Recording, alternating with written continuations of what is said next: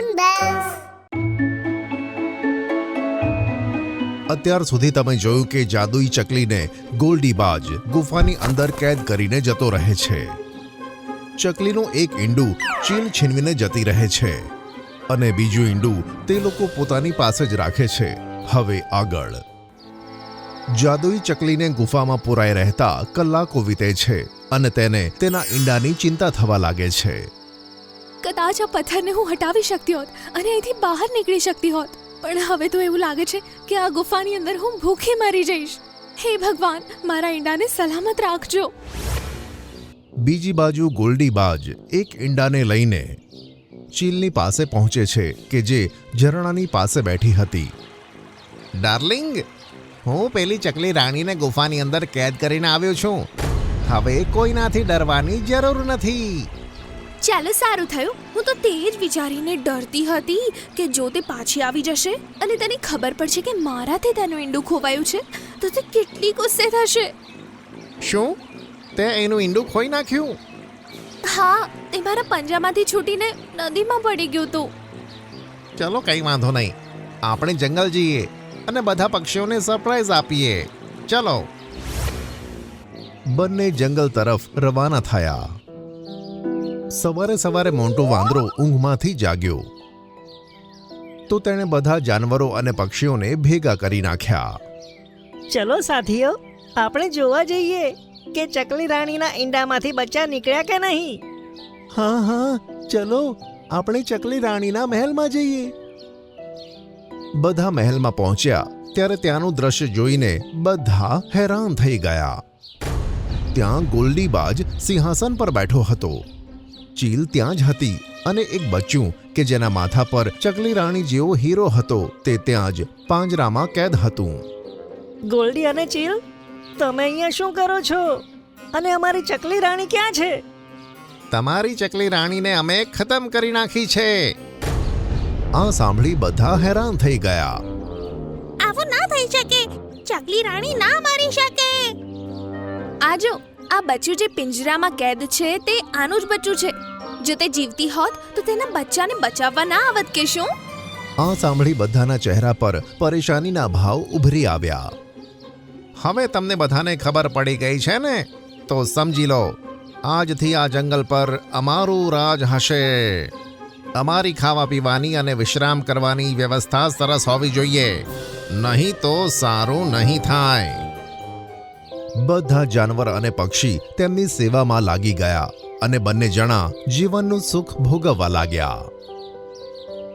બુલબુલ હંમેશા તેની સેવામાં લીન મહેલની અંદર જ રહેવા લાગી. એક રાત્રે જ્યારે તેઓ બંને સૂતા હતા ત્યારે જંગલવાસીઓએ એક મીટિંગ બોલાવી. મારા હિસાબથી જો ચકલી રાણીમાં શક્તિ હતી ને તો તેના બચ્ચાઓમાં પણ શક્તિ જરૂર હશે. હા, તેના માથા પર તેવો જ હીરો જડેલો છે જેવો ચકલી રાણીના માથા પર છે. તો ઠીક છે, આજે રાત્રે તે બચ્ચાને નીકાળીને મહેલમાંથી બહાર કાઢીએ છીએ. ત્યાર પછી જોઈએ તે બંનેથી અમને કેવી રીતે બચાવી શકે છે. વાંદરો, ઘુવડ, કબૂતરી અને પોપટ ચૂપચાપ મહેલમાં આવ્યા. બુલબુલ બાગ અને ચીલ પર નજર રાખવા લાગી કે ક્યાંક તેઓ જાગી ન જાય. વાંદરાએ ધીમેથી પાંજરું ખોલ્યું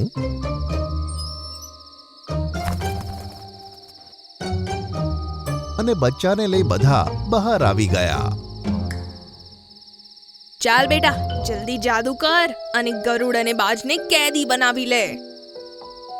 ઠીક છે, હું પ્રયત્ન કરું છું વાંદરા અંકલ.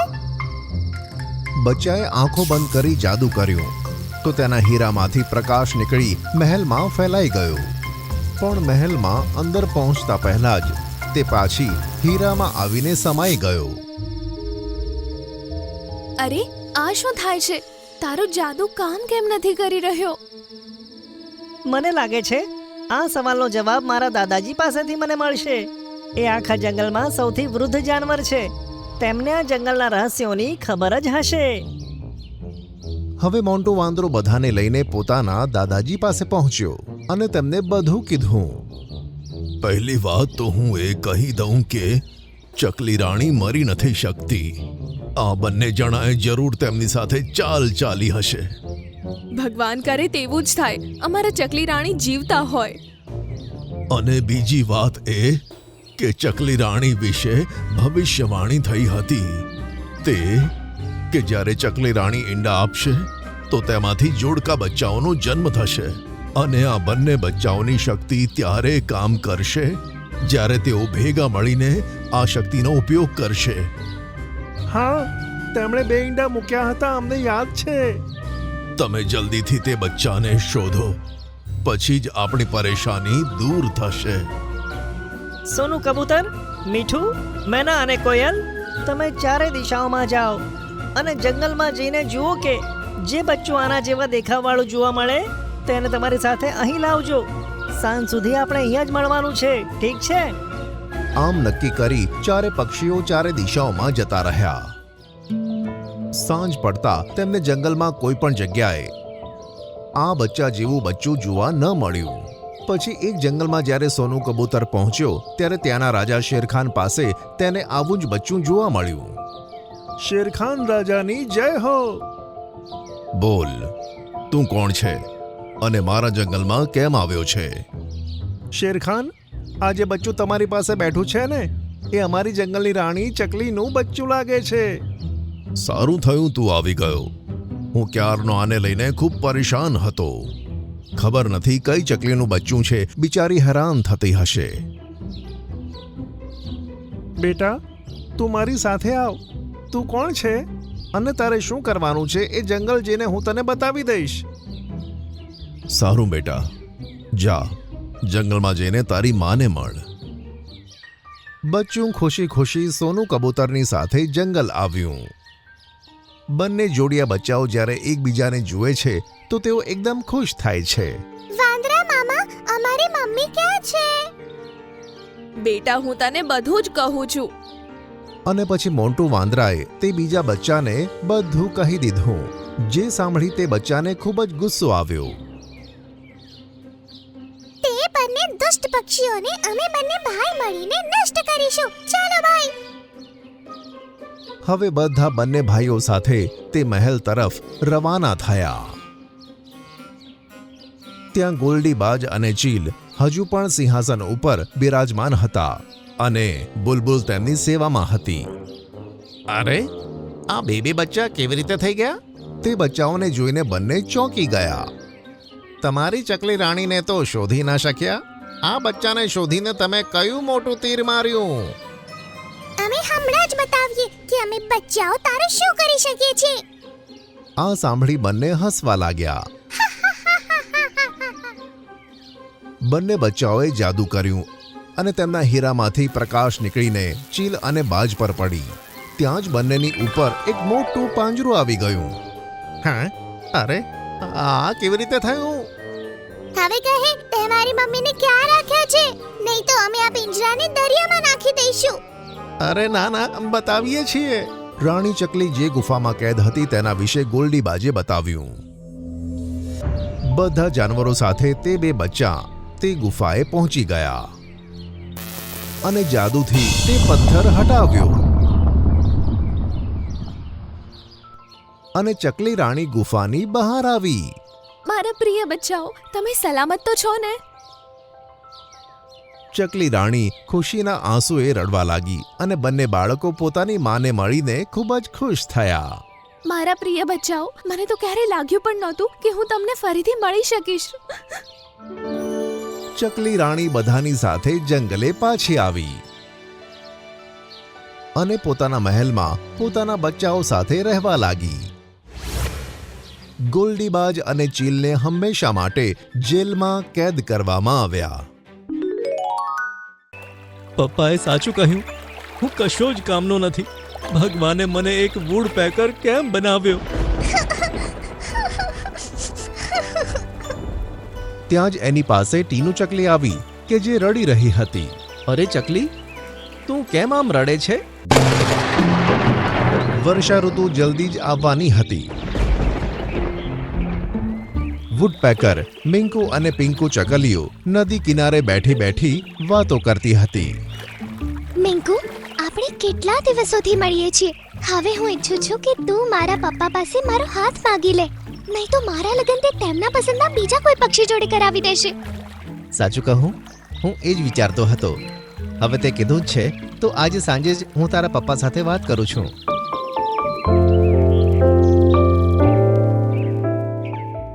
સાંજ પડતા પિંકી જ્યારે તેના પિતા સાથે ઘરમાં હતી ત્યારે તેના પિતા બોલ્યા કે હું જરા મારા દોસ્તને મળીને આવું છું, તું ઘરનું બરાબર ધ્યાન રાખજે. પપ્પા, તે મારે તમને કંઈક કહેવું હતું. હા બોલ, એમાં આટલી ખચકાય છે કેમ? કોઈ તમને મળવા આવવાનું છે, તમે ક્યાંય ના જશો. તેણે કીધું એટલે તેના પપ્પા ત્યાં જ રોકાઈ ગયા. થોડી વાર પછી મિંકુ એમના ઘરે આવ્યો. નમસ્તે પપ્પાજી. નમસ્તે પપ્પાજી, હું અને પિંકી એકબીજાને ખૂબ પ્રેમ કરીએ છીએ. મારે તેની સાથે લગ્ન કરવા છે. આ વાત પર પિંકી જ્યારે ચૂપ રહી ત્યારે તેના પિતા સમજી ગયા કે તે સાચું કહે છે. સારું, તો બતાય તું શું કામ કરે છે અને કેટલું કમાય છે? મિંકુ વિચારમાં પડી ગયો. તેને તો ખબર જ ન હતી કે તેને આવા પ્રશ્નો પૂછવામાં આવશે. બોલ, ચૂપ કેમ થઈ ગયો? જી, અત્યારે તો કશું કામ નથી કરતો. બસ માતા પિતા સાથે કાળી પહાડીના જંગલમાં રહું છું. તો તું લગ્ન કરીને મારી છોકરીને કેવી રીતે રાખીશ? મને બતાવ તો. હવે મિંકુને વાતની ખબર પડવા લાગી અને તેના મોઢામાંથી કોઈ જ જવાબ ન નીકળ્યો. એક વુડપેકરને માત્ર લાકડામાં કાણું કરતા આવડે, એના સિવાય કશું જ નહીં, અને તે કામ કરીને ક્યારેય પૈસા નથી કમાવી શકતા. તેથી મારી છોકરી સાથે લગ્ન કરવાના સપના છોડી દે. આ સાંભળી મિંકુ અને પિંકુ બંને ઉદાસ થઈ ગયા. મિંકુ ત્યાંથી નીકળ્યો અને નદી કિનારે એક ઝાડ પર બેસીને રડવા લાગ્યો. પપ્પાએ સાચું કહ્યું, હું કશો જ કામનો નથી. ભગવાને મને એક વુડ પેકર કેમ બનાવ્યો? ત્યાં જ એની પાસે ટીનુ ચકલી આવી કે જે રડી રહી હતી. અરે ચકલી, તું કેમ આમ રડે છે? વરસાદની ઋતુ તો અમારા જેવા પક્ષીઓને રોવડાવવા જ આવે છે. હું તેના કારણે જ રોઉં છું. બતાય, તને શું તકલીફ છે? મારા જેવા પક્ષીઓના માળાઓ શિયાળો અને ઉનાળાની ઋતુ તો સહન કરી શકે, પણ ચોમાસામાં તે તૂટી જ જાય છે. અને પોતાના ઘરને તૂટતા જોઈને કોણ ના રડે? હા, એ વાત તો છે. માળો ખૂબ જ મુશ્કેલીથી બને છે અને તૂટવામાં એક વાર પણ નથી લાગતી. જો તેવું હોત કે અમારા જેવા નાના પક્ષીઓ માટે કોઈ એવું ઘર બજારમાં મળે જેમાં અમે શિયાળો, ઉનાળો, ચોમાસું બધી જ ઋતુ શાંતિથી રહી શકીએ. ત્યાં જ નારિયેળના ઝાડમાંથી એક નારિયેળ નીચે પડ્યું. બંનેની નજર તેના પર પડી. આટલું મોટું નારિયેળ આટલી ઊંચાઈથી પડ્યું તો પણ ન તૂટ્યું. કદાચ મારો માળો પણ આટલો જ મજબૂત હોત. આ સાંભળી મિંકુને ખબર નહીં શું વિચાર આવ્યો અને તે નીચે જઈને નારિયેળ પાસે ગયો અને પછી નારિયેળની વચ્ચોવચ્ચ ચાંચ મારવા લાગ્યો. તેથી નારિયેળમાં કાણું પડ્યું અને તેમાંથી પાણી નીકળી ગયું. કદાચ આ નારિયેળથી તે કામ થઈ શકે છે કે જેના વિશે ટીનુ ચકલી કહેતી હતી. બસ પછી શું, મિંકુ વુડપેકર પછી પોતાની પસંદગીનું કામ કરવા લાગ્યો અને સતત નારિયેળની અંદર ચાંચ મારવા લાગ્યો. આમ કરતા કરતા નારિયેળની અંદર કાણું પડી ગયું. ટીનુ ચકલી, જરા અહીંયા આવ તો. જી મિંકુ ભાઈ, હું આવી ગઈ.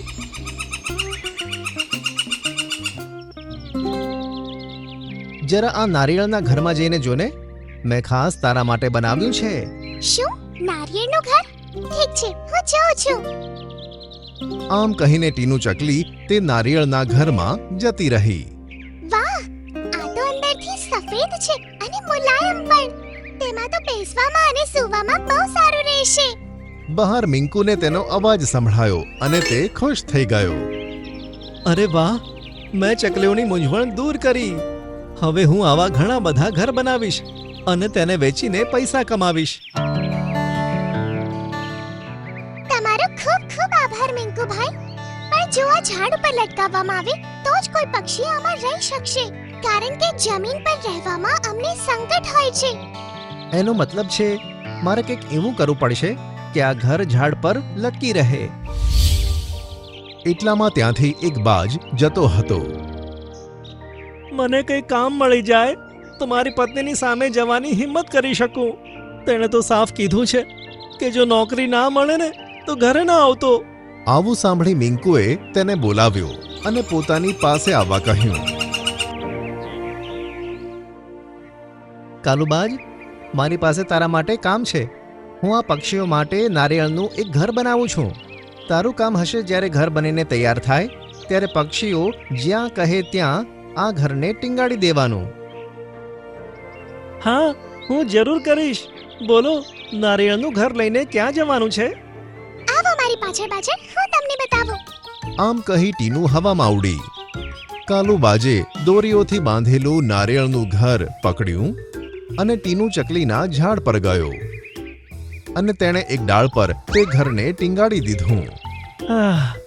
આ કામને કરવામાં તો બહુ સારું લાગી રહ્યું છે. હવે કાલુબાજે મિંકુને ત્યાં નોકરી કરવાનું શરૂ કર્યું. મિંકુ હવે નારિયેળમાં કાણું પાડીને તેને રહેવા લાયક ઘર બનાવતો અને જે કોઈ પણ ગ્રાહક તેને ખરીદીને આવતો, કાલુબાજ તેના ઝાડ પર જઈને તેને લટકાવી દેતો. નારિયેળને મજબૂત લટકાવીને તે પાછો આવી જતો. ધીરે ધીરે હવે મિંકુના બનાવેલા નાળિયેરના ઘર દેખાવા લાગ્યા. વર્ષા ઋતુ આવવા છતાં પણ બધા જ પક્ષીઓ પોતાના ઘરમાં આરામથી રહેવા લાગ્યા અને આમ મિંકુએ ઘણા બધા પૈસા પણ કમાવ્યા. મિંકુએ ફરી હિંમત કરી અને પાછો પિંકીના પપ્પા પાસે પહોંચ્યો. નમસ્તે પપ્પા. નમસ્તે. બોલ, શા માટે આવ્યો છે?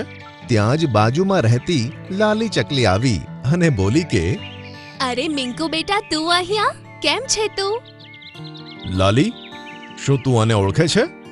તેને તો બધા નાના મોટા પક્ષીઓ જાણે છે. જંગલમાં તે પેલા નારિયેળના ઘર જોયા છે જે આજકાલ બધા ઝાડ ઉપર દેખાય છે? હા, જોયા છે. તે બધા જ ઘર આણે બનાવ્યા છે. નાજુક માળા જરાક પવન આવવાથી પણ તૂટી જતા હતા. નાના પક્ષીઓને ખૂબ તકલીફ પડતી હતી. તે જ મુશ્કેલીને સમજીને તેણે નારિયેળના મજબૂત માળા બનાવ્યા જેમાં બધા જ પક્ષીઓ શાંતિથી રહે છે. અને જે પક્ષીઓ પાસે પૈસા નહોતા તેમને આણે ફ્રીમાં ઘર બનાવી આપ્યા છે. ભગવાન તેને હંમેશા ખુશ રાખે. આ સાંભળી પિંકીના પપ્પા મિંકુને આશ્ચર્યથી જોવા લાગ્યા અને આ સાંભળીને તેમને ખુશી પણ થઈ. ખૂબ જ સરસ અને નેક કામ કર્યું છે તે. મેં તને બેકાર સમજ્યો, પણ તું તો કુશળ નીકળ્યો. હું તારાથી ખુશ છું.